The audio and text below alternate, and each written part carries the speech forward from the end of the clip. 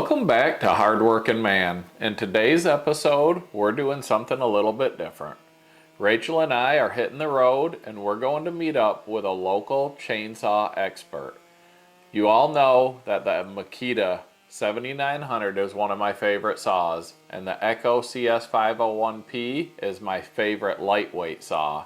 But I'm going to see what I can do to get both of these saws running even better.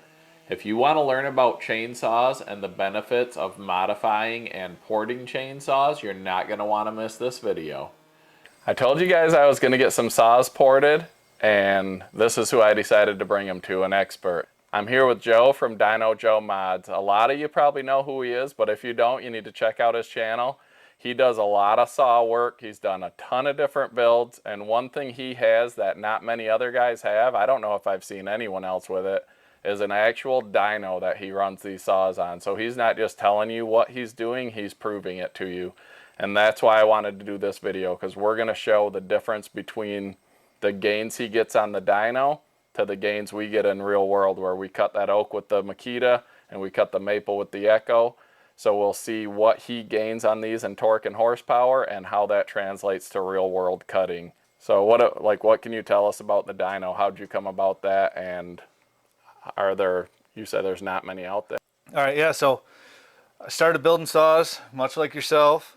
Started cutting wood, needed to burn wood, had an outdoor boiler, and got into the saws with the dyno. I always like the engines. The saws just hold the engine I like to work with. So with the saws, everybody did the cuts, the time cuts, like what you'll do. Right. And they show up pretty close. They should anyway. The dyno. That's what separates me from the other builders. And if you don't know what a dyno is, that's what actually measures the power output of these engines. So we can put a torque number and horsepower number. The way the dyno works, we'll put down before, we'll spin the chain. It's actually a brake, a resistance to load. Spin the chain, and that gives us the number. All the equations are in there, and tells us how much power these make, bone stock, as you drop them off. Then we'll do the modifications, put it back on there, and see how much power we gained. Dyno is just good for before and after tests, just like cutting. We make a cut, same bar and chain before. We do our modifications, make a cut, same bar and chain after. Whatever distance, whatever time change we had is how much of a gain we made out of the engine. The dyno is the same thing, we just don't have to deal with the wood part of it. We can test them all year round, before and after, and that's the way we do these. Put them on bone stock before, do our modifications, get the after. And that also has to help you learn to fine-tune your builds, right? Because you can do something and say it took it here, where if you're just cutting a piece of wood, it's only feel that you have, where you have proof of what you've done. So I have to imagine over the years, a lot of these saws, you've done the same ones and you've been able to dial it into what's the best for, like me, a firewood cutter. Yep. Yeah, and that's all of our recipes. What we're building here is a work saw. It'll run, cut, and have manners just like your stock saw does. It'll be a little bit louder, have more power, more aggressive, but you can use it day in, day out, work, and get all the hours out of it like you would a stock type saw. And actually, sometimes the modified saws, getting rid of the emissions, will actually run cooler, they'll run longer, they'll run better. You know, everybody knows you need to keep a sharp chain, clean filter. So those obvious saw maintenance things that everybody should be doing. But with the modified saw, the extra muffler outlets and everything, they let more heat out of the saw. Heat is a big killer of these two strokes. So that's what's nice about having a modified is, you know, get more heat out, more fuel and oil in, keep them lubricated, keep them running better. And with the dyno, like I said, if we get a new model in that we haven't done before, we can try a couple of things and see what kind of gain we got out of it and how it moves that power band and where you're going to cut. You know, we can do certain things and we can shift the power band way up high. It'll be awesome for limbing, but if you put your 32 on it, it's just going to sit there and stall out and not be worth it. All right, so you move the power band as to where it's at in the RPMs of the saw? Yes, yep. We can tune how the power band comes in on a saw. You know, if you say you're only going to run a little short bar, we can adjust it to where it'll have the power and speed with a short bar. But if you say you want to run the biggest bar you can, the biggest bar that it will oil, we can give it a little bit more pull, and we'll pull a little bit of that speed out to where you can really lay on it and get the work done with the longer bar. So we can tune the power characteristics to your cutting style and even your wood type. You know, if you're in pine and poplar all the time, Right. you're not going to need the type of pull that you would want with a maple or an oak. So with a softer, easier cutting wood, probably more RPMs and less power. You can, but Or that's where it really does boil down to personal preference. You know? all right. Like how you like your chain setup. You said you've been playing with a little bit of the grinds, Yeah, you know, starting to take the rakers down a little right. more. You and- know, some people love to just knock the rakers right down. Some people love to keep them high and let the saw do the work. So it's really a personal preference thing. But if you tell me, you know, that you're just planning on running a 4-foot bar on this all the time, I'm not going to build it super high strung because it's just going to sit there and stall out every right. time. One of the reasons I really wanted to do this video is because I'm learning, and like you know, with this channel, we like helping people learn. And I thought, what better way than to come to an expert? He lives a couple hours away from me. I've watched your channel before, but I didn't realize you were in Michigan. I didn't know you were a Michigan guy and that we could come here and talk to you. And I've already learned just from talking to you now on this interview. I knew that bringing these saws here, I was going to get more power and they were going to cut better. I didn't realize that it could actually increase the longevity of the saw, which is stuff I like to learn. If you're thinking about getting a saw ported and you're like, I don't know if it's worth it, if I need the more power, but when you can add power and you can add longevity and just, I'm guessing that my enjoyment running these saws is going to go up a little bit after you do your work. Yep. It might be something that's like, you know, tips the table to let me get one done, and maybe I'll bring all my saws down eventually. But Right. Yeah, I mean, luckily for us, a lot of people do end up doing multiples. But it is. You get the enjoyment factor, you get the longevity, you get just... And I think with that, you get, if you enjoy it and want to do it and are going to do it, you take more care Right. you take more pride in the tool, the item that has the extra, that's treating you well. And that's what we do here. Like I said, we treat every saw, you know, as an individual and do the work. We put our time and effort into them, make sure it's the best it can be. Yeah, no, I mean, like I said, once they're done, it's a one-time thing until there is a major issue with these. Is once the saw is ported, you know, we port them as work saws, so you're going to get the longevity and usefulness out of it. all right.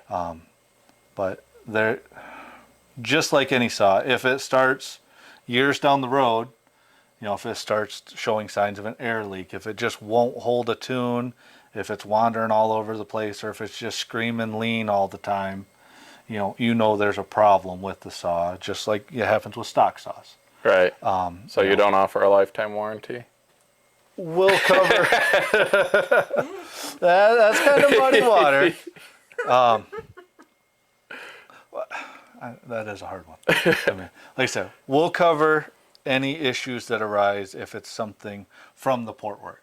All right. If you get this back, fire it up and go to cut wood and it snags a ring, you know, that was on us. Right. The port wasn't shaped right, wasn't beveled right, but that's where the dyno comes in handy, is we're going to put full load on them, test them before they even go out. So you'll know. You know, so that dyno, the way we run them on the dyno, we do all the way wide open and pulled all the way down lower than what you would ever pull it, so we can get a good power sweep. But, you know, every saw is fully tested before it leaves, so if one of those issues is going to show up, it's going to show up then, so we can fix it and let you know. All right. But obviously we would cover anything that was caused by the work that we did. Now, 10 years down the road, when it's plumb wore out and Rachel has 5,000 hours on it, you know, there's going to be some wear and tear that's not from the Right. porting. You know, a seal's going to go out, a ring's going to give up, it's going to lose Yeah, compression. anything mechanical. Right. People who watch my channel know it breaks. Right, Because it's right. been one of them months. But But yeah, same thing. If you ever have any questions with them, you know, I can help you go through tuning them. The Makita is a limited coil. I recommend people get a tack and tune it just below the limiter. Yes, it's ported. It'll run more than the limiter. But unless you're just limbing, your main power is going to be 9 to 10,000 RPM in the wood. Like those big maples, the oaks, All right. anything sizable, the saw is going to be in that 9 to 10, maybe 11,000 range. And it all depends on your chain and your style. Right. But you're not going to be up there 12.7, 13.5, other than just knocking limbs off. You see what I'm saying? Yeah, I don't think you'll limb much with a 79cc saw. I mean, you might, if you get a bunch I don't of pine prefer trees. to. I'd rather use this or but yeah, something. yeah. So that one's not going to have a limiter, and it's going to be able to spin up a little bit higher and knock those limbs off. All right. This one does have a limited coil, and that's where it gets people in trouble, is they'll try and just keep tuning and tuning and tuning until it's just screaming. But this one will always have a stutter sound to it. Yeah, I hear that with that sometimes. Yep. Like When somebody you come actually out mentioned. of a cut, you'll hear it kind of stutter. Or if the rakers are too tall. Yep. And it's just not taking enough power. Yep. It does that. And So like I said, there's no problem, and that's the way you should tune it. But that's a whole separate video. Right. Is tuning a limited saw in the wood. all right. But like you said, you picked up a tack. So this one, I want to say the limiter's like 12.8. So until you really learn the saw and the characteristics, tune it at 12.6, 12.7. Right below. It's going to be a little rich, but you're not going to burn a saw up rich. Right. If it has too much fuel and oil, it's not going to melt down and burn up. Okay. Where if you go the other side of the limiter, trying to get all the power, all the RPM out of it, that's when you get extra heat. That's when you can run into problems. All right. So you obviously know what you're talking about. How long have you been building these saws for? I know you said you started making your own wood and you love the motor part of it. How long have you been building saws for yourself? Or I guess how long have you been doing this as a business, building saws for people? Well, I built my boiler in 2014, my outdoor wood burner. So it was about 2015 I decided I needed to upgrade technology, because I was using an old Homelight Super XL to cut all my firewood from the 70s. And it's like, well, there's got to be something better. And then went down the whole online rabbit hole, playing on the forums, Facebook, everything else, figuring out what saw to get, what saw's the best, what's the most power. Everybody says you need a 90cc saw and an 18-inch bar to make firewood. The whole online persona. Right. So, like I said, that started the whole rabbit hole of chainsaws. We have the nice shop here, had all the equipment to build saws. So it's like, well, shoot, I can learn how to do this. They're easy enough to throw on the bench. If I don't like this one, I can put it in a shoebox and pick up another one and play, and then you end up with 70. But, It is a collection. A lot of people that have one saw have 10 saws or more. Yep, because you never know. You can't go to the woods with one saw. No, for sure. But so that's kind of how it all started, and then people said, hey, I like the way your saw runs, can you do that to mine? And it's like, okay, yep, we can do that. And then more people kept saying it, and then that was kind of where the Dyno came in. Is I didn't have access to a ton of wood, so I couldn't make before and after cutting videos all the time, Right. because then you just end up with 10,000 cookies.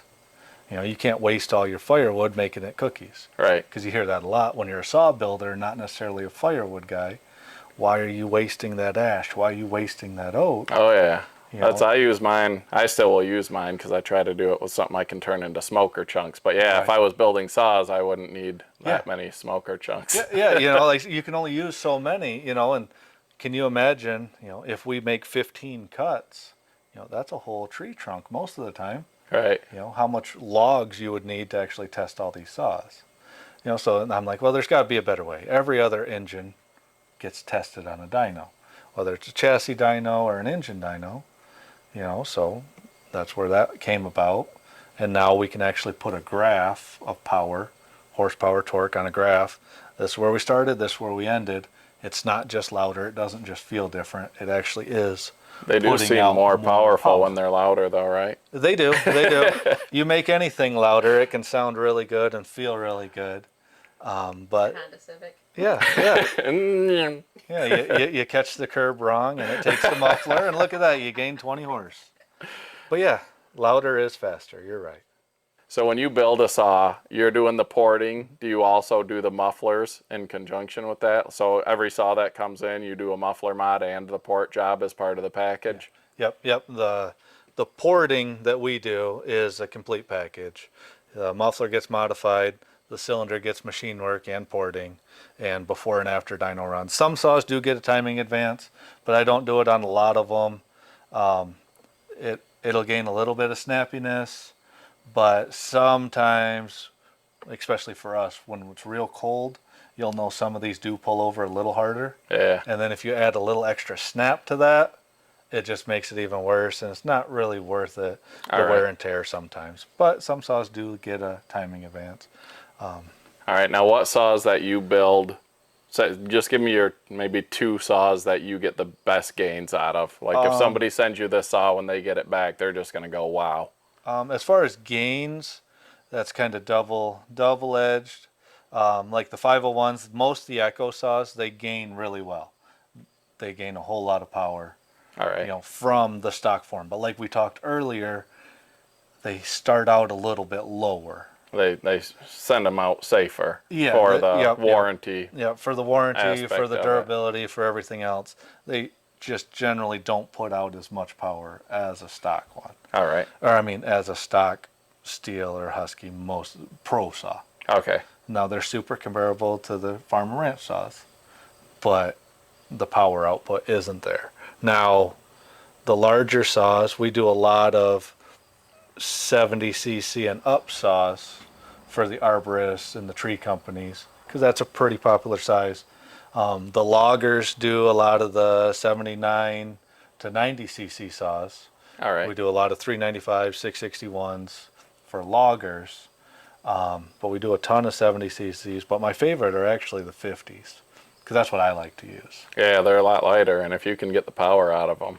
Yeah, I mean, you could take that 501, we can probably get 35%, maybe 40% more out of it.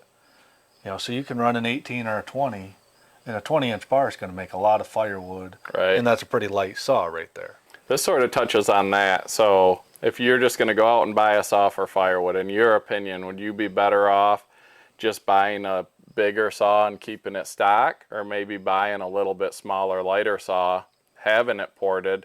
I mean, your smaller saws generally cost a little bit less, so you could probably buy, like you said, a 50cc saw, get it ported, get the muffler modded, and end up with probably close to the power of a stock 70cc saw at around probably the same dollar amount. Like, do you think, in your opinion, is someone better off doing that? In the saw world, we call it the blank number saw plan. So as you've noticed, as you've been dabbling in the saw world, you can't have just one. Right. So normally you have a 2-saw plan.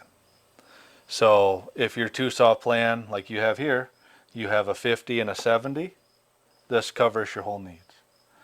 The other 2-saw plan would be a 60 and a 90, or most people don't do it because there's not an awesome 40, but you could do a 40 and a 60. Normally you want about 20cc spread. All right. But what you're talking there, if you're picking one saw, if I'm picking one saw for firewood to heat my house and my family, it's going to be a 60cc saw.